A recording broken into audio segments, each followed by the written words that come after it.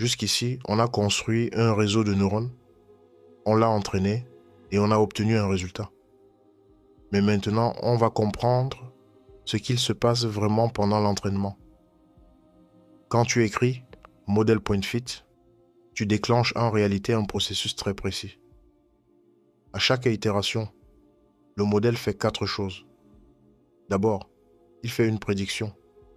Il combine les entrées avec ses poids, calcule un score puis le transforme en probabilité.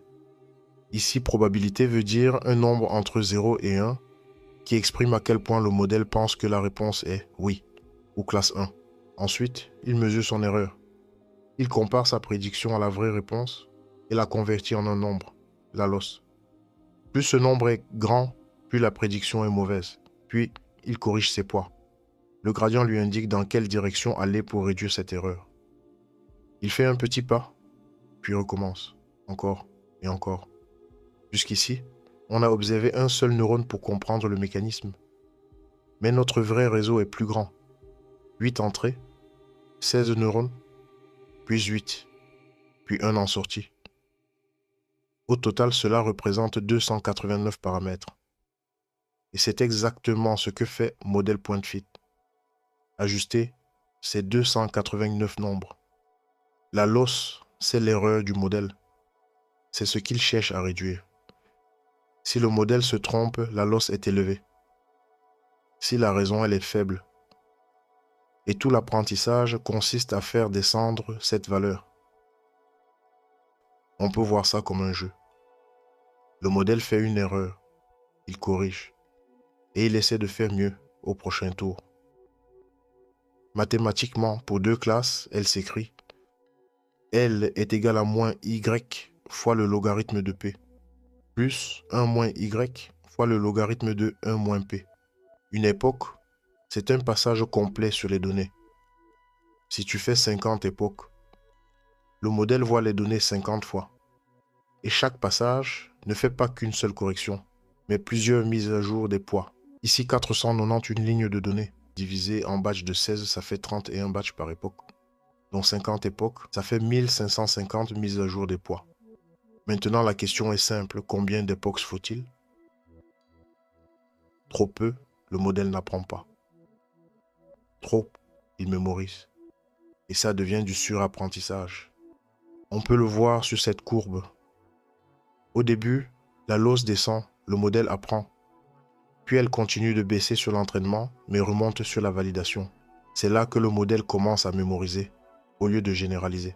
Et le bon nombre d'époques, c'est juste le point où la validation est minimale. Le batch size, c'est la taille des morceaux de données. Le modèle ne voit pas tout d'un coup, il apprend petit à petit par bloc. Ici, on a 491 données découpées en batchs de 16, ce qui fait environ 31 batchs par passage. Et si on fait plusieurs époques, ces mises à jour s'accumulent. Le modèle apprend à chaque bloc. À gauche, batch égale 1, c'est chaotique et irrégulier. À droite, batch égale 16, c'est plus lisse et plus stable, et c'est exactement l'idée. Le learning rate, c'est la vitesse d'apprentissage. C'est la taille du pas que fait le modèle à chaque correction. Trop petit, il met énormément de temps à apprendre. Quand le pas est petit, le modèle rampe vers le minimum. Quand il est bien réglé, il descend efficacement jusqu'au point optimal. Mais quand il est trop grand, il dépasse le minimum et oscille sans jamais se stabiliser. Et c'est pour ça qu'on cherche toujours un bon équilibre. Aujourd'hui, ce choix est souvent automatisé par des optimiseurs comme Adam. Récapitulons ce que nous avons compris dans ce module. Quand nous appelons model.fit, nous lançons un processus précis, répété des centaines de fois. Pour y arriver, il s'appuie sur 3 réglages. Les époques, le batch size, la taille des morceaux qu'il traite à la fois, et le learning rate, la taille de ses pas. Trop petit, il rampe, trop grand, il devient instable. Et grâce à la courbe de la loss, nous ne sommes plus face à une boîte noire. Nous voyons le modèle apprendre quand la loss descend. Et nous repérons l'overfitting quand la validation, elle, se met à remonter. C'est là le vrai cap que vous venez de franchir. Vous ne vous contentez plus d'écrire du code. Vous comprenez ce qu'il fait, pourquoi il apprend et pourquoi il peut échouer.